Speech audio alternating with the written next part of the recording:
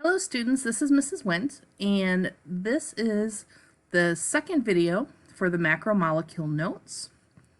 So if you're filling in the fill in the blank worksheet, this is the starting at the top of page 2. And this is all about carbohydrates. And in the picture here, these are some examples of foods we eat that have a lot of carbohydrates in them. Rice, pasta, bread is not posted there, potatoes, corn, any kind of grain like wheat is going to be full of carbohydrates. All right, so it's kind of cut off a little bit at the top there, guys. But the word carbohydrate, we have carbo is carbon atoms, so that's a C. And then hydrate actually means water. So if you're working out in gym class and you hydrate yourself, you are adding water to your body. So carbohydrates are just a bunch of carbon atoms and a bunch of water shoved together. Okay. So they're composed of carbon, hydrogen, and oxygen atoms, and they're always in the same proportion. Okay. So that means that for every one carbon atom, there's always going to be 2 hydrogens and 1 oxygen to go with it. Okay, and that kind of makes sense because the formula for water is H2O, 2 hydrogens to go with 1 oxygen. So we're just taking water and adding a carbon to it, and that's a carbohydrate. Okay, now because it's a proportion, we can scale it up, and some carbohydrates are huge with thousands of atoms. Okay, now if you were a math person, this is how you could represent this kind of algebraically, where you have our general formula, a carbon and a water, and you can multiply that by any number, okay, of carbon atoms in your formula. Okay, so for example here, the sugar glucose, it's a small carbohydrate, and N equals 6, that means it has 6 carbons. So if it has 6 carbons, I know it must have twice that much water, so 12, and the same amount of oxygen, which is 6. So this is the chemical formula for glucose. 6 carbon atoms, 12 hydrogen atoms, and 6 oxygen atoms. We could have 40 carbon atoms. We would have twice as many hydrogen, which would be 80. And then we'd have 40 oxygen to match the carbon. Okay, so you could take any number of carbon and plug it in, and this will work. And there's lots of different carbohydrates out there. If you think about all the different food you eat, all the different colors and textures and tastes, there's a lot of different carbohydrates out there to make all the different kinds of food that we eat. Okay, now these carbohydrates, each, whoops, sorry about that. So each little piece is called a monomer. And we had talked about that in the last video. Mono means 1, so that's 1 piece for building. So the carbohydrates, little pieces of those are called monosaccharides. That means 1 sugar. Okay? And there's actually some different types of building blocks for sugar. So we're going to put down and talk about 3 of them in your notes. Okay, now remember with this video, anytime you need to, you can pause it to finish writing, or you can rewind it if you are confused by something. All right, so we're going to have 3 monosaccharides, these simple sugars. The first one is glucose, and this is commonly found in the blood of animals. If you're diabetic or you know somebody who's diabetic, they check their blood sugar. So they might prick their finger and get a little drop of blood and use a little testing kit to see how much glucose is in their blood. And they have to monitor that because their bodies don't digest glucose the proper way. And their glucose levels might get too high or too low, and that can make them very sick. Okay? So glucose is a tiny carbohydrate, 1 monomer big. So that's why I have this symbol here.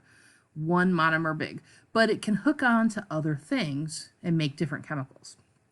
Another 1 monomer sugar, which is a monosaccharide, is galactose.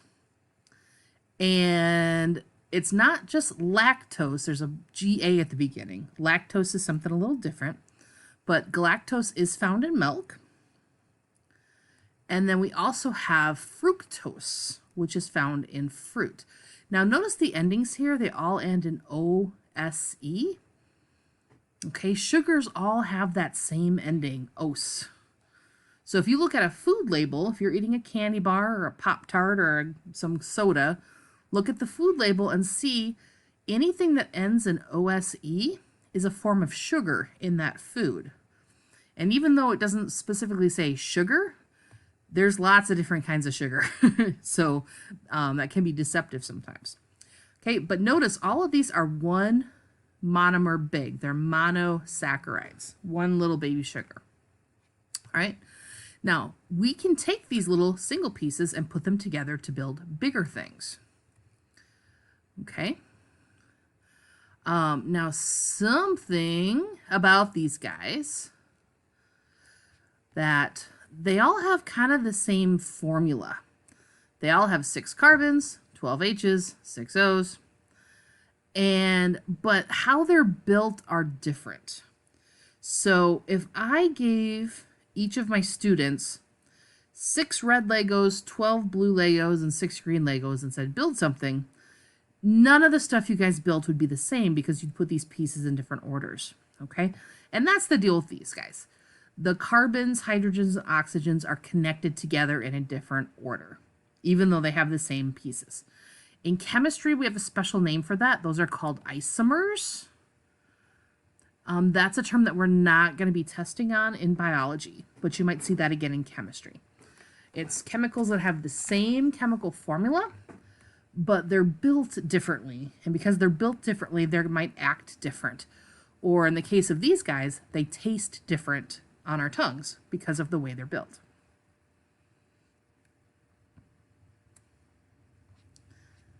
Now we're going to move on to disaccharides. So this prefix di, that means 2. So these are going to be 2 monomers, 2 baby sugars stuck together. And we learned on our previous notes that dehydration synthesis is how you stick things together. We take the 2 little sugars, we remove some water, and they are going to stick right together. So an example would be lactose. And you've probably heard this with commercials, or maybe you have a friend who's lactose intolerant. So lactose is that galactose small sugar plus a glucose small sugar hooked together. So here's our little model here off to the side. There's a galactose hooked up to a glucose. Okay. Now, people that are lactose intolerant, what happens is they drink milk, has the sugar in there, but their body is missing something, the chemical you need to cut this in half and break it apart. There's an enzyme. We'll talk more about that in a lab. And because they're missing that enzyme to break it apart, it stays together, and that upsets your tummy. And people that are lactose intolerant can kind of feel nauseous sometimes. They'll get some stomach cramps and sometimes some diarrhea issues if they drink too much milk, because their body can't break this in little pieces, so the big pieces stick together, and that's uncomfortable for people. All right, another disaccharide that we use every day is sucrose. And sucrose is otherwise known as table sugar. This is the sugar where if you go to like Starbucks and say, I want a coffee with cream and 2 sugars, that's the kind of sugar. The white sparkly stuff that you put on your cereal, put in your coffee, used to bake cookies. So sucrose has 1 little piece of fructose and 1 little piece of glucose. Okay, and so this is a really sweet stuff that we use for cooking and baking all the time. Now, we can put these together even bigger. We can have things that are polysaccharide, or many sugars together. So here's my model of that on the top. Many, many, many sugars lined together. And we have a couple examples of these guys as well. So one polysaccharide that we eat is starch. And starch is a way that plants store sugar for the winter time. So potatoes is a great example of this. The potato plant will store lots of starch in the potato deep underground to help it survive the winter. As humans, we dig that potato up and we eat the sugar instead for energy. Okay. We also use plants that store starch in grains, so like in corn, wheat, oats, and barley. And we use those grains to make bread and pasta and a lot of other very delicious things to eat. Because they are in such long chains, it takes your body a long time to break all those pieces apart, which means carbohydrates, these big starches, actually give you a lot of energy. And it's a long-term energy, okay? It'll take your body a couple hours to bust this completely in little pieces, and every little piece it breaks off gives you a little bit of energy, okay?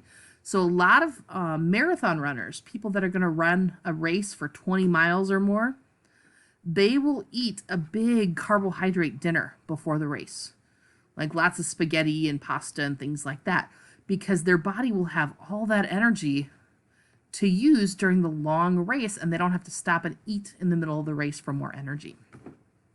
Okay. Another example of polysaccharide is cellulose.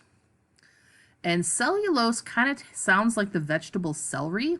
Celery is mostly cellulose. That's on purpose. Okay, notice it still has the OSE ending for a sugar. We've used the word starch so long that we just don't use the OSE ending. We just call this one starch. Okay, but cellulose is a huge chain. It is so big that your body can't bust down cellulose. We eat it, and what happens is the long pieces actually drag other food and other things through your digestive system. It's kind of like a sponge or a scrubby. And this cellulose kind of cleans everything out as it goes through your digestive system, and it helps you poop. It helps get all that waste out of your system. Cellulose is also sometimes called fiber. And you maybe see commercials where people are selling drinks like Metamucil that has a lot of fiber, and they say, use fiber to keep you regular. That means you go poop regularly, like, every day. It doesn't, you don't go a week and feel really lousy because you haven't gone to the bathroom. So that's what cellulose is. It's so big that as humans, we can't digest it, but it's really important in our diet because it helps push other things through our system. It also makes you feel full. So people that are trying to lose weight might eat a lot of things with cellulose in it because it helps their body feel full, even though they're not going to be breaking down that food and getting the energy out of it. Right? So that's what cellulose is. So if I was going to put these in order of size, starch is really big, but cellulose is huge. This guy is way bigger. Okay. One more we have down here, one more polysaccharide is called glycogen. And if you're going to be a nurse or a doctor, you'll learn a lot more about this one. Glycogen is how your body stores glucose. So by putting lots of glucose together in long chains, your body can store that to use for quick energy for later. Okay, so glycogen is something, if you're going to go into the medical field, you'll learn more about. Otherwise, I tend to focus more on the stuff we eat for this unit. Now, this is the end of our carbohydrate notes. So what I would like you to be able to do is we want you to be able to list examples of carbohydrates, and can you put them in order from smallest to the biggest. Okay, so like the little baby monosaccharides would be small, cellulose and starch would be big. Okay, so we would like you to know kind of what size they are. And even if you're not going to grow up and be a biologist or a scientist or a doctor, everybody eats food. Okay, At some point in your life, you may need to know more about nutrition because you're pregnant, or you are working out in a weight room and you're trying to go through a fitness regime for a sporting event. Maybe you're trying to lose weight. Maybe you come down with diabetes or another health issue. And you should have an idea of kind of what the food is that you're putting in your body and what it does for you. Okay, so we would like you to know that about carbohydrates, some examples of them from our notes, and do you know which ones are the biggest and the smallest? And another reason that's really important is usually the smallest ones are going to be quick energy. Okay, so if you eat a candy bar full of sucrose or a banana full of fructose, that's kind of a quick burst of energy, but it doesn't last very long. The larger ones are going to have energy that lasts longer. Okay, so it's not a quick, fast burst. You don't get really hyper, but it's going to last for several hours. Okay, if you give a young child a bunch of candy that has a lot of sugar, they get a quick burst of energy, they get really hyper, and then they have a sugar crash and they take a nap because the energy's gone. Okay, so this is another reason why we kind of want you to know the biggest and kind of the smallest ones. It can help you make good food choices. The best kind of meal choices would be things that have a little bit of this quick energy and a little bit of this larger energy, also mixed with other things we're going to talk about this week. So mixing these different categories together will give you the best flow of energy and the best nutrition for your body. Okay, so this ends our carbohydrate notes.